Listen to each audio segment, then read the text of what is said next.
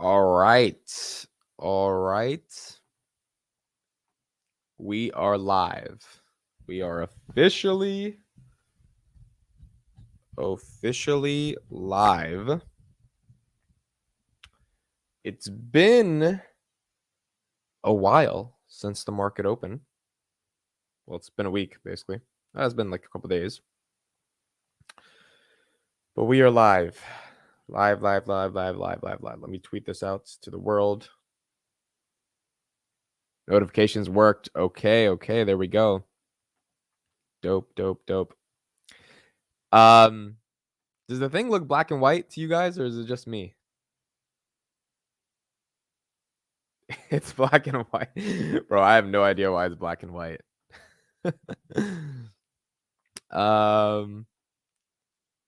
That's so weird. I guess we're gonna be black and white today, guys. StreamYard's being weird. Joel, what's up? Quarantine Quartet, Dave, Damien, Morrow, what's up? Richard, Cameron, Calvin. Yeah, I don't know why it's black and white. I guess it's gonna be a black and white day in the market. I don't know why, but it is what it is. There's green by the trophies. Yo, that's so weird. That's so weird. I didn't do anything. I just usually it does that if you have another camera thing that's open, but I don't have anything else open. So I don't know. There's a rainbow too. Wow, this is a new in market open history, huh? Anyway, we've got some cool stuff to go over. Sound is all over the place. Okay, the audio should be a little bit better. It's going to be black and green, a sign that the market is going to get beat up. Yeah, probably. Okay, let me open up Webull. Is Webull black and white too? Hold on, let me see on my phone. Let's see what it looks like. Gabe, what's up? No, Webull's normal. Okay, so at least Webull's normal. So at least I'll just be black and white in the little screen in the corner, and Webull will be normal. So that's that takes care of that. Top of the morning. I can't watch you on my computer. I have to use my phone. That's weird. Amit, did you watch AI Day? Yes, I watched AI Day, and there's a lot of stuff to talk about on AI Day. Webull is yellow. No, Webull on my phone looks perfect. So, Jay Schwat, don't play with me. Webull. That's so weird, bro. I don't know why it's black and white, but I don't have time to figure it out. Okay, so let's go. So Tesla's down 4% pre-market, which is kind of weird because the rest of the market was up. So Ginkgo Bioworks up 2.88%. Apple's down 138. Apple is down. Meta is up 1.6%. AMD is up 1.72%. Palantir, we're going to talk about their new partnership after the $712 million they got in September. S&P at 361. It closed 357 on Friday. It's up 361 pre-market today. Roku 56. It's up a little bit. So a lot of stocks are up today, not like crazy. Tesla's down. It's going to be interesting to see how Tesla opens because AI Day was pretty impressive. I'm not going to lie. Do I think robots are going to happen tomorrow? No. But I mean, the stuff that they're working on and like the progress that they're making is incredible. They've also completed the most amount of deliveries they've ever completed in Q3, which is about 354,000, if I'm incorrect. And so that was pretty good as well. Stephen Mark Ryan responded to my tweet. I'm so excited. Oh, that's awesome, Joel. That's so dope. That's good. When are you posting Jeremy interview? Probably tomorrow. Jeremy interview will be tomorrow. Your Jeremy interview will hit 1 million views. I don't know, man. I thought the Kevin interview would do well, and like YouTube just said, yeah, it's not gonna do anything. It's gonna be audio first and then video. So we'll see. I'm watching your stream to keep myself awake and eventually get out of bed. Bro, I had a tough time getting out of bed this morning. Let me know in the chat if you had a tough time getting out of bed because it's cold now in New Jersey, and when it's cold, you just never want to get out of bed because like it's cold. But we got there. All right, here we go. On October 3rd at 9:30 a.m. Eastern in the United States of America, the stock market is open.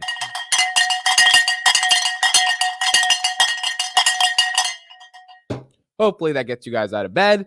Wake your ass up and let's see what's going on. So we've got Ginkgo up 3.5%. Not bad at 323. We've got Meta up 1.54%. We've got Tesla down Tesla is down. Those deliveries were pretty awesome. So I don't know why Tesla's down at 254.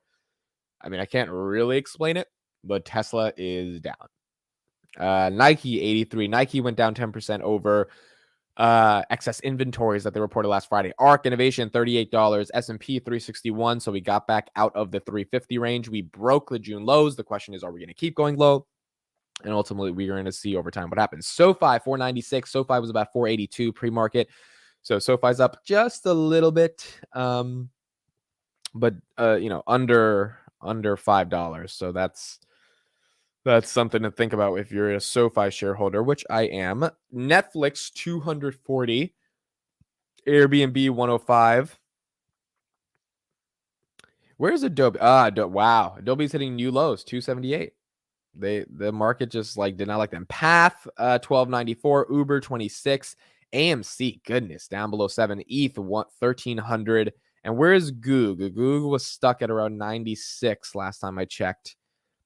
It might still be there. Teladoc at 25, where we got Goog 97. All right, the Goog is struggling in that 96 to 100 range. We're going to see new bottoms if we go below 96, which, I mean, if the S&P can collapse a little bit, or if it does collapse a little bit, we would see that as well. Thanks for the bell. I'm ready for my bill now. Okay, that bell woke me up. Never mind. Just got notifications. I've been watching for 2 minutes. Yeah, YouTube's weird, man. I don't know why. Insider selling. I did see this thing yesterday that said there's only been insider selling on Tesla this year, not insider buying. Like there's been no insider buying. But honestly, it makes sense because I don't think anyone wants to buy it at these prices. They're a bit expensive, right? They're a bit like it's a bit of a frothy valuation on Tesla if you're buying it insider right now. And Ina and Elon sold obviously for the Twitter stuff, but I mean, if that was an excuse, I don't know. Like we got to see. We will find out eventually. My portfolio is down 45K year per day. Yeah, I think a lot of people's portfolio is like that. DNA gonna hobble along. They had some good news on Friday. It was like a partnership they put out with one of the sell programs using their company or using their R&D facilities and stuff. QQQ 268. Wow, it's nothing's that crazy. Let's go over the Palantir duo. Tesla's about to go under 250. Goodness. Wow, the market did not care about AI Day. That was on Friday. The market did not care about their deliveries. The market did not care about any of that because if they did, they wouldn't. I mean, you would presumably not be seeing them where they're at right now. Okay, a couple things I want to share. So let's go here first. Quickly on the Tesla thing. Let me stop sharing right here. Let's share the screen here. So I put out this tweet yesterday. Tesla vehicle deliveries Q3 2011, we saw 0, then 320, then 5,000, 7,000, 11, 24, all the way up to 343,000 vehicles. There's a little GIF of Elon. So Q3 2022, Tesla delivered a lot of vehicles, a lot of vehicles. And I mean, that's their best in their entire quarter. I guess the market had different expectations or it's just oversold right now. They're selling the news kind of stuff. And eventually, this is an opportunity to buy back in. But that was the Elon thing for Tesla. Now look at some Palantir stuff. This was the month of September. Okay. This is absolutely incredible. So if we start all the way at the bottom, September 14th, we have a contract with the U.S. Department of Treasury for $8.27 million. We have an extension of the Hyundai Heavy Industries contract for $25 million. Then U.S. Department of Agriculture, $3 million. U.S. Department of Health, $16 million. Homeland Security, $96 million. National Institutes, $65 million. National Institutes for NCI, $8.12, blah, blah, blah. And you keep going all the way up. The last thing we got on September 30th, which was on Friday, $99.62 million, 5.5 contract U.S. Department of State for Enterprise Data Management Platform.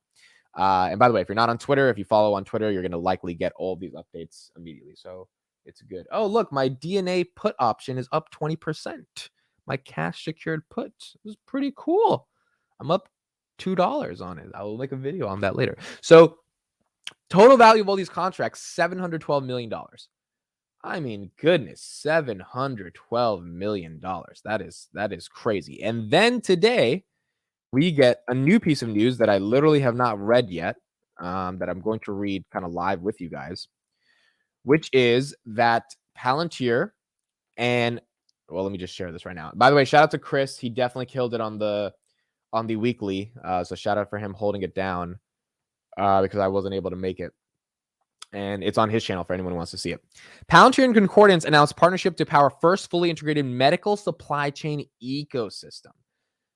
This is pretty cool. I'll be making a little bit of video about this later today, but let's get a basic premise of it. The launch of this ecosystem represents a vision to fundamentally change the medical supply chain at its core, not just for Concordance, but for manufacturers, suppliers, distributors, and providers across the board. Palantir has proven to be the perfect partner to make this vision a reality, said Lisa Hoffman, Concordance CEO. There's no doubt that the healthcare providers lack certain medical supplies and access to the appropriate data to replenish those supplies with patients' lives at risk, and we are excited to be on a mission to change that.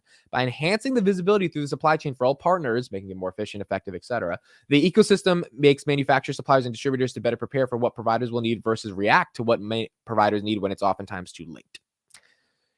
Ensuring doctors, nurses, and other essential staff have much needed supplies to solve the optimal care for every patient is exactly the type of critical problem that Foundry was built for, Shyam Sankar, COO, says. We are thrilled to be on this journey with Concordance to bring the power of data and operations together to grow this new ecosystem for the greater good. So the way I understand it at a baseline level, again, haven't dug deep into it, is Concordance is going to be using Palantir's Foundry to understand their supply chains, their logistics, their ERP suites, all of that stuff, to bring in data into a cohesive system from suppliers, distributors, manufacturers, etc., and be able to make better decisions from all that data that they see in one place. So this is, again, I love seeing PRs like this because it's the reason why I invested in Palantir.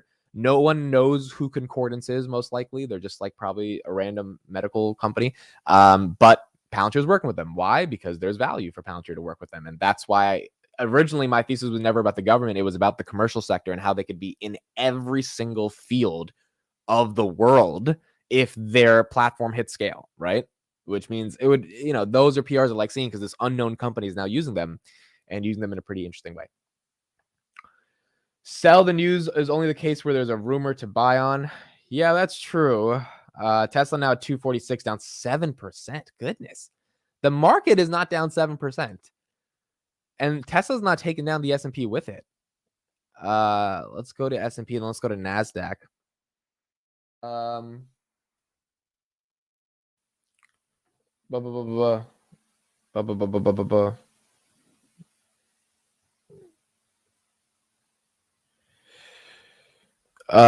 S&P 359. So so the market is taking down a little bit down as well. 359. NASDAQ at 10,608. Yeah, but the market's overall up from Friday when it was at 357. So Tesla, interesting. You would think Tesla would hurt the market. Let's go to Apple. Apple's been one of the stocks that everyone has been talking about what's going to happen with Apple. 138 right now, definitely below 140. So we have to see. I think the next level is like 135. There's a break between that. There's also been this thing going around. Have you guys seen this tweets about Morning Goal? Hope you're doing well. Theo, thank you. Hope you're doing well. Have you seen these tweets about like a Credit Suisse defaulting on? I think it's a lot of fear mongering. It's not really real. This Credit Suisse. I hope I'm not saying it wrong. Defaulting the way Lehman defaulted in 2008. I've watched a couple of videos on it, and apparently it's not really true, but it's a great tweet that gets people scared. So let me show you guys the tweet that I'm talking about, actually, because this is what it's looking like. Amit, did you watch AI Day? What do you think of the Tesla bot? I thought it was amazing. I thought it was absolutely incredible. I saw a decent amount of it. The fact that it was walking for the first time on its own on that stage and it like did a little dance. I mean, it was really just like unbelievable, the fact that they're working on this stuff. Now it's just a question of bringing it to the commercial markets, but the fact that they're able to do it was just amazing. So this is the tweet that kind of went viral from Graham Stephan, right? So 600 billion, what Lehman Brothers held in assets when they crashed into the economy with them. 2,800 billion, or it's like trillion, right? What Credit Suisse and Deutsche Bank control in AUM, 4.6 more. Credit Suisse is at a critical moment now, says the CEO. What lies in store for the world? So basically, the argument is like, if Credit Suisse goes bankrupt because they have more than they have 4 times more than 600 billion in assets under management, and they go bankrupt, all that money goes out the window, and then boom, the economy collapses. It's a little bit of fear mongering. It's not really true, but it's a decent thread, to go through. A lot of people said that's not exactly what's going on. So overall, we're going to see how that happens. So Tesla did miss deliveries by 5%. I guess that was the argument, and we're going to click on that right now, and we'll see what people have to say.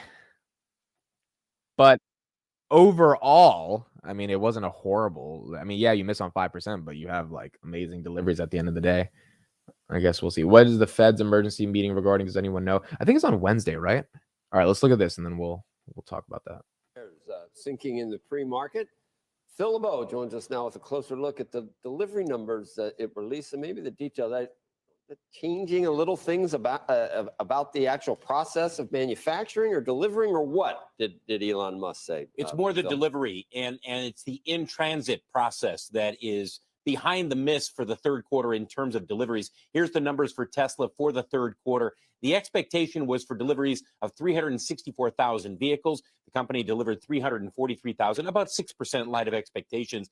But the bulls will say, hey, look, they produced 365,000. They really hit the target. If you think about it, they just didn't deliver them. Why didn't they deliver them? In a press release, Tesla said it is becoming increasingly challenging to secure vehicle transportation capacity at a reasonable cost during these peak logistics weeks. Question is, was it in transit in China that was the problem? Was it here in the U.S.? That's what analysts are waiting to get a little more detail about. So as the full year numbers are going to be assessed today by analysts and whether or not they bring them down, keep in mind that Tesla has delivered just over 907,000 vehicles so far this year. The estimate going into this latest report was for 1.36 million vehicles to be delivered this year. That means Tesla's got to deliver 450,000 approximately in order to hit the target that many analysts have. The Q3 results will be coming on October 19th. That's going to be the next opportunity for Wall Street to hear from Elon Musk about the state of the business, if you will. And in terms of hearing from Elon Musk, we did on Friday night. It was Tesla AI Day. What did that mean? That means we had our first look at this. A prototype of the Optimus robot walked out on stage. You could see wires exposed from it. And look, even Elon Musk admitted this is a prototype. This is not the finished product. But the goal here is that they will ultimately develop a humanoid robot that can assist with manufacturing and that they could sell potentially for less than $20,000, less than the cost of a car, if you believe Elon Musk. So that was Friday night, guys. It got some reaction. I think a lot of people are sitting there saying, we're short on details here. Let's see if this develops over the next several years.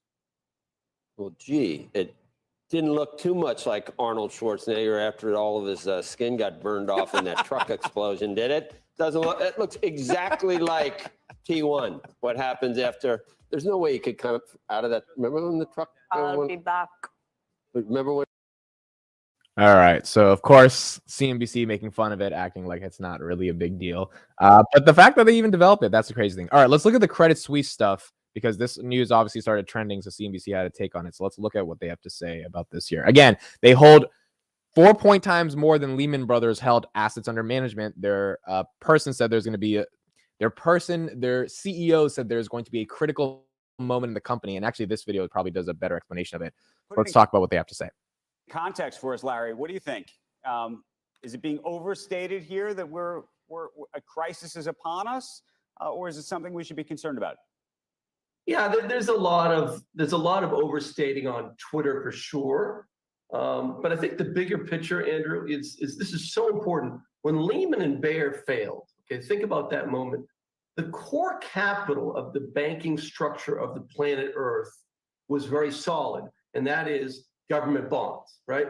So in the last 20 years, we've never had a moment where you've got credit risk, which is obviously rising recession in Europe, right? So that's clearly growing. So any bank in Europe is facing increasing credit risk, but also your balance sheet is facing massive interest rate risk. I mean, some of these UK bonds dropped, 15, 20 points in the last month, right? So your core capital's in flames.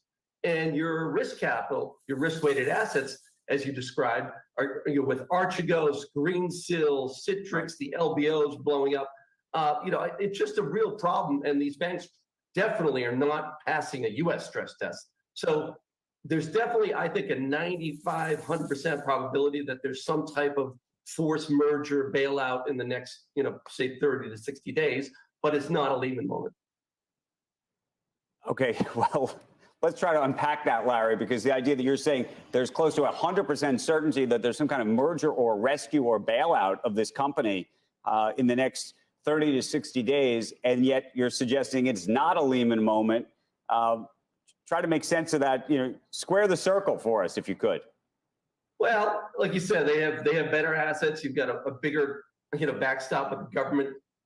So, the question is the Fed going to continue to put stress on the global system? You've got 50 trillion more debt today on the planet Earth, 50 trillion than you did 5 years ago in the last hiking cycle. 50 trillion. So the only way to get out of this, to avoid that type of dynamic, if the Fed, you got the Federal Reserve promising 125, 150 basis points more hikes.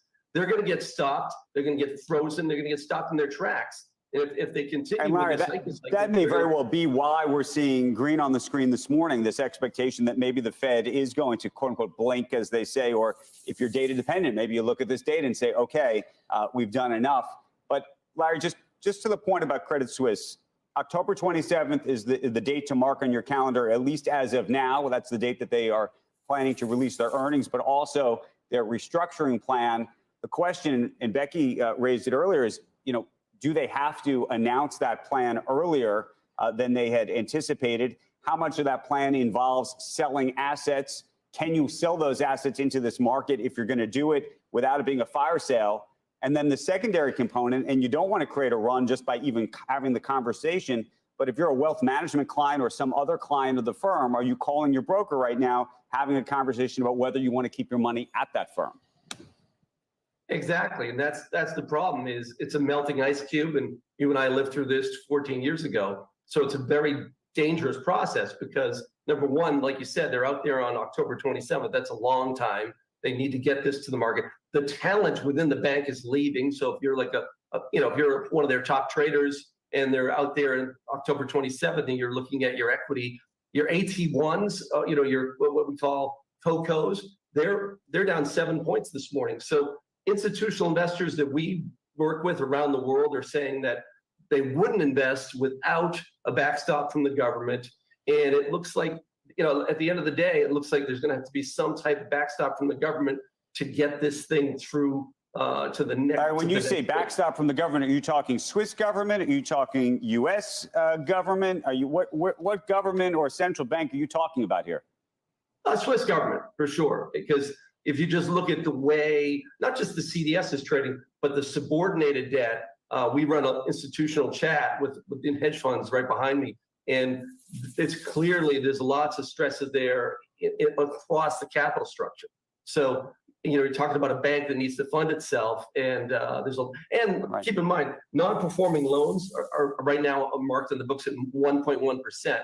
You got to think heading into an economic downturn, that's going to go up substantially. So really, it's really a melting ice cube.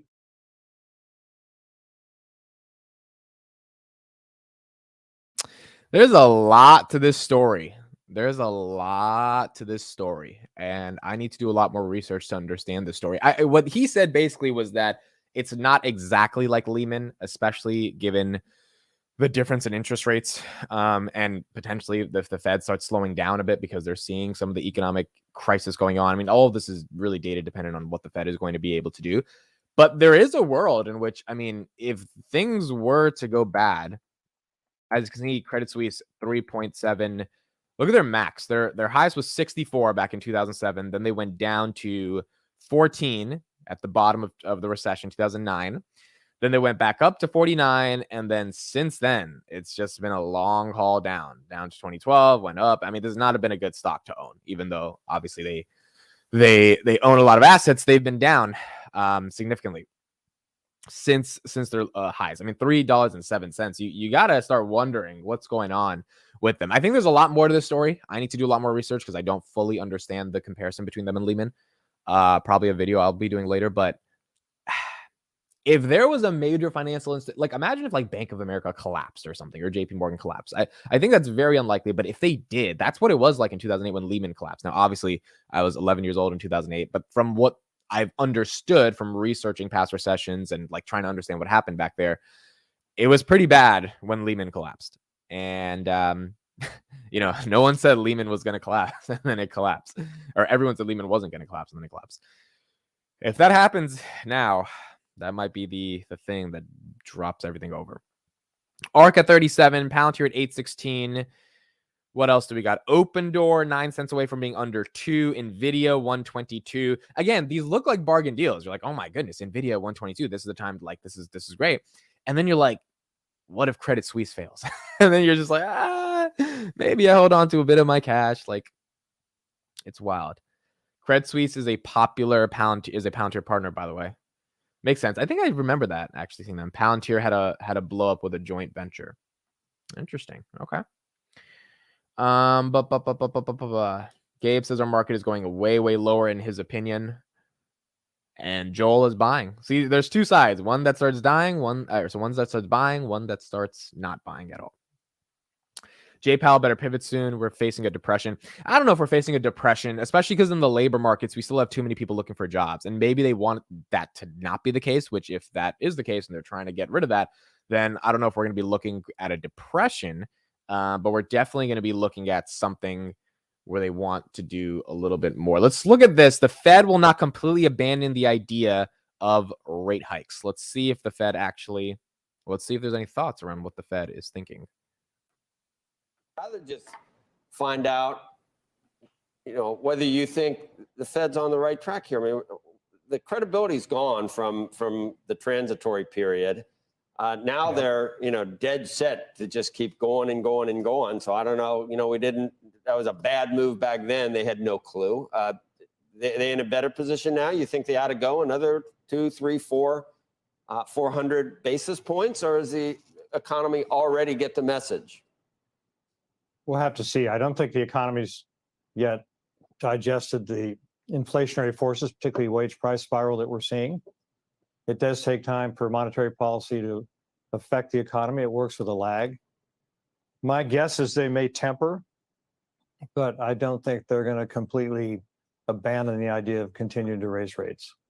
We still have inflationary forces. Now, I'm pretty sure that Mr. Powell's press conference after the next meeting will not be as exciting as Kim Kardashian's actions that have been taken. By the way, Kim Kardashian got charged $1.2 million for promoting a crypto scheme like a couple of months ago, and I think she officially had to pay the $1.2 million to the SEC. So yeah, celebrities that participated in those scams are getting cracked down by the SEC. But look, we have an inflationary problem. We are the lead central bank in the world. We have to demonstrate that we will deal with a problem, even if we created that problem in the first place. And I'm pretty sure they're hell-bent on doing it. What kind of landing are you expecting? Let's say you're on one of them single engine planes, and you expecting like one wheel, the other wheel's gone, or what kind of landing are you expecting right now? Could it be a 3-point landing that you don't even notice still? I doubt it. I mean, I think Druckenmiller, I'm on the same wavelength pretty much. I don't know how severe this will be, but I think it's likely to be sometime in 2023. Look, enormous excess was created by keeping rates at zero bound for too long and by not reining in the balance sheet. And we're seeing the reverse of the benefits that did for investors and for companies. And so you take this away, you're going to have strains in the system. In terms of what happened, I want to just mention what happened with Credit Suisse. Okay. We're looking at CDSs as we were getting in 2008, 2009. CDSs is credit default swaps. I'm sure most of you know that, but for anyone who didn't. It's important to pay attention to them. I'm not saying this is a like situation, but it is an indicator of stress. We saw it across the board on every financial institution, Merrill Lynch, et cetera, Lehman, and so on. So I do think there's a signal here. that people that have over leveraged or been unwise in assuming that interest rates stay low for the very longest time and forever, we're going to have some real fissures in the system, and it's going to scare people. I don't think it's the same kind of situation as 08, 09, but we're going to see these things pop up every now and then. And I think we have to be careful not to exaggerate them, but at the same time, pay attention to them, Joe. Yeah, well, when we saw that, what do you make of that bizarre move from the Bank of England? Just that was a quick pivot, and there was a reason for it. Pension losses, bond losses, and we hope that dislocation doesn't happen in a bigger setting. Is this the beginning of some dislocation in a bigger setting that you're seeing with Credit Suisse, or is it Credit Suisse? Look, what they were doing is it's basically a leverage mechanism, the LDIs as they're called, to try to obtain better yield. And what this always happens when rates are at the zero bound, you begin moving out the risk curve. We see it with insurance companies as well. So let's see how people can rein this back in. In their case, it was an exotic instrument, and they were playing with pension funds, what they should not have been. And we're just going to have to see if that's replicated somewhere else. I don't think it will deter the Fed from continuing to move in a way that results in the inflationary pressures that are in our economy right now. Hey, Richard. It's an indication, Joe, of other things that are likely to pop up. And we're just going to have to see what price is paid for, again, having started this process. Ben Bernanke, by the way, started the process of using the balance sheet and hugging the zero bound. And now it's gone to such an extreme, it has to be brought back in, and that'll be painful. Shepard Smith here. Thanks for watching. Okay, so this Fed emergency meeting that we've all been hearing about, this is happening. I just went on their website just to get a little bit more understanding of it. So Fed closed board meeting on October 3rd, 2022. That's today. Advanced notice of a meeting under expedited procedures. It is anticipated that the closed meeting of the Board of Governors about the Federal Reserve will be held under expedited procedures by audio video conference call. The following items of the board business are tentatively scheduled to be considered at that meeting. Review and determination of the Board of Governors advance and discount rates to be charged by the Federal Reserve banks. A final announcement of matters considered under expedited procedures will be available in the board's Freedom of Information and Public Affairs offices on the board's website following the closed meeting. So they are reviewing and determining the interest rates to be charged by banks. And either they're going to be determining that we need to increase it or we need to decrease. I mean, they're going to be talking about something. Oh, Chris, you literally just sent that link, right? This is the exact same link that I'm looking at. Yeah. So interesting. What do we think? Do we think they're going to get out of it? Do we think they're doing something different? Or do we think it's just them being like, let's raise it 700 points and then let's just stop inflation? Imagine if that's what Jay's like, let's just raise it 700 points. Let's get rid of it for 75 basis. Let's do 750. Let's just change everything. Tesla still getting schmacked 246. Look, I've been very public that I'm ready to buy Tesla as it gets lower. I sold at 312, obviously, because for once in my life I made a pretty smart decision there. But getting lower, it's getting a little bit more attractive. I'm not gonna lie. It's looking better, especially when you saw their AI day. That AI day was really incredible. I mean, like, the biggest critique of it is like, okay, but are these robots going to be commercially viable? Are they going to do anything? And I think that's the wrong way to look at it. I think that's looking at it with an MBA.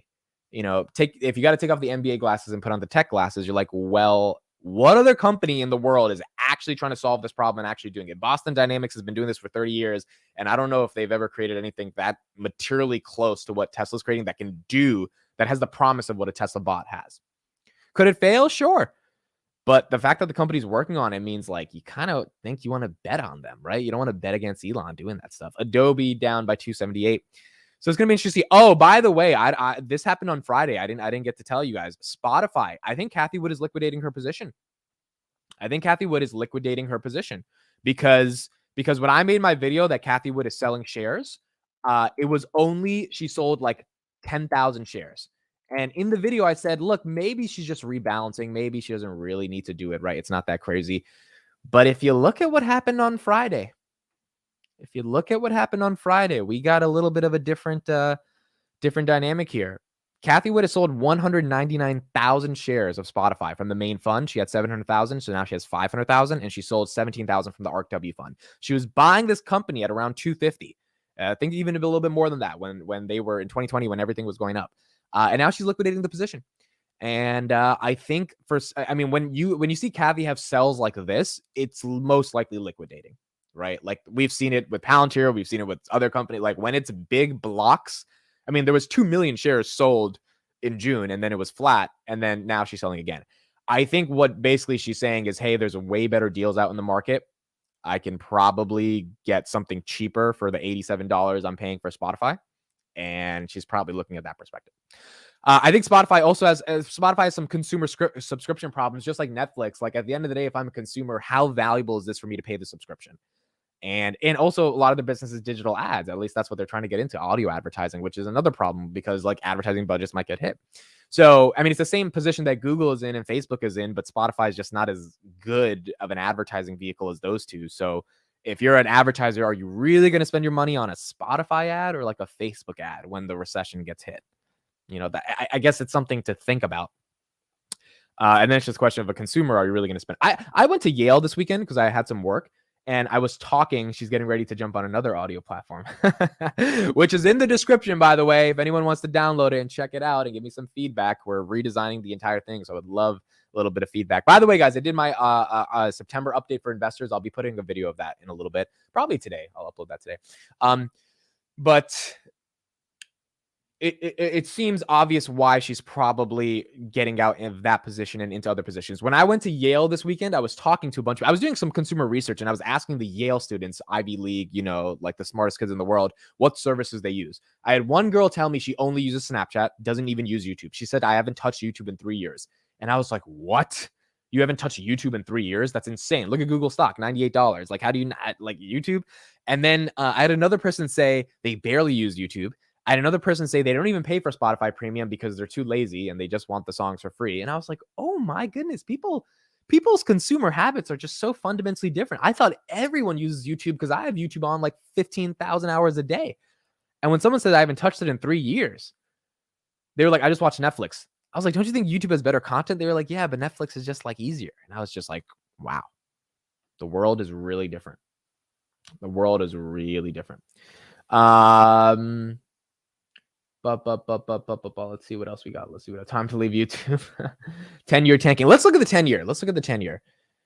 10-year bond yield. Let's look at what's that right now. I'm assuming the 2-year and the 10-year are still inverted. So we've got that going on for us. 10-year bond. What do we got? We have 3.6 point. Oh, wow. It is cracking. Okay, so 10-year bond is cracking. And then where's the 2-year bond? 2-year.